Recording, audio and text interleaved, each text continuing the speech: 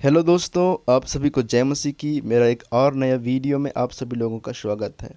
दोस्तों, क्लेश, परीक्षाएं और कष्ट, ये तीन चीज़ें मनुष्य के जीवन में आती ही रहती हैं। इनका आने का कारण अलग अलग क्यों ना हो, लेकिन ये मनुष्य के जीवन में आते ही रहती हैं।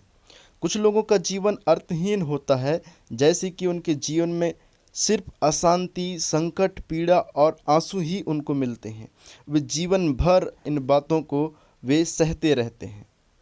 उसी प्रकार प्रभु यीशु मसीह पर विश्वास करने वाले विश्वासियों के लिए, कलीसियाओं के लिए भी ये बातें होना संभव है।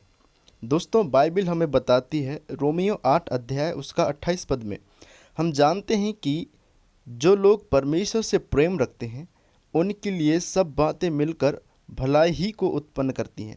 दोस्तों, आज हमारे भी जीवन में कई सारे दुख, संकट, पीड़ा, आंसू हमें मिलते हैं, लेकिन ये सारी बातें मिलकर हमारे लिए भलाई को उत्पन्न करती है। दोस्तों, मनुष्य के जीवन में क्लेश, परीक्षाएं और कष्ट आने का अलग अलग कारण हो सकते हैं। इनका अलग अलग उद्देश्य हो सकते हैं। उसमें हम कष्ट क्यों आता है और हमारे किस कारण से ये कष्ट हमारे जीवन में आती है, इन बातों को हम देखेंगे। दोस्तों, पहला पॉइंट है हमारी भूल और पाप के कारण। गलातियों 6 अध्याय उसका 7 पद लिखा है, धोखा न खाओ, परमेश्वर ठट्ठों में उड़ाया नहीं जाता, क्योंकि मनुष्य जो कुछ बोता है वही काटेगा। दोस्तों, वचन कहता है कि धोखा ना खाओ, और लिखा है क्योंकि मनुष्य जो बोता है वही काटेगा।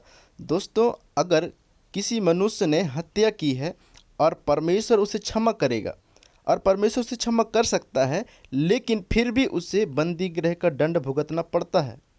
उसी प्रकार यदि कोई व्यक्ति शराब या बीड़ी, सिगरेट, कुछ भी ऐसा नशा करता है और परमेश्वर से वह क्षमा मांगता है, तो परमेश्वर से क्षमा कर देता है, लेकिन वह उसको अपने शरीर का प्रताड़ना भुगतना पड़ता है। उसके शरीर में जो बीमारी उसके नशे की वजह से आता है उसको चुकाना पड़ता है।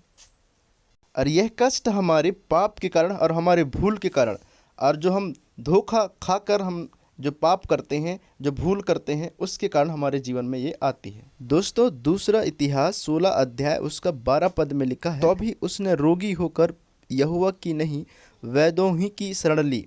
दोस्तों, ये जो राजा आसा राजा यहूदा का राजा था, और इसने अपने युवा काल में उसने परमेश्वर पर भरोसा रखा, परंतु बुढ़ापे में उसने इनकार कर दिया और प्रभु के नेतृत्व को अस्वीकार करने लगा, जिसके कारण उसे पाँव का रोग हुआ और उसे वो जो दंड परमेश्वर की ओर से मिला था। दोस्तों, हम कभी कभी परमेश्वर पर विश्वास करते हैं और उस पर अच्छे से चलने लगते हैं, लेकिन जब हम बहुत दिन के बीतने पर हम परमेश्वर पर भरोसा रखना छोड़ देते हैं, उस पर ईमान रखना छोड़ देते हैं, या उसके प्रति हमारा प्रेम है वह कम हो जाता है। दोस्तों, जिसके वजह से हमारे जीवन में परमेश्वर दंड देते हैं। दोस्तों, ये कोई उनकी अभिलाषाओं के कारण नहीं हुआ, कोई परीक्षाओं के कारण नहीं हुआ, पर इसने खुद अपने जीवन में एक गलती की, जिसके वजह से ये परमेश्वर उन्हें ये दंड दिया। सेम इसी प्रकार आज हमारे जीवन में भी हम कई सारे गलतियों को करते हैं, परमेश्वर के विश्वास में हम संदेह करने लगते हैं, जिसकी वजह से परमेश्वर हमें दंड देते हैं। और यही कष्ट है, और ये कष्ट हमारे जीवन में हमारे पाप की वजह से, हमारे जानबूझकर गलती करने की वजह से परमेश्वर हमें देते हैं। ये कोई परीक्षाएं नहीं है, ये कोई आपके क्लेश नहीं है, पर ये आपके कष्ट हैं जो आपके कामों के परिणाम हैं। आप सभी को जय मसीह की।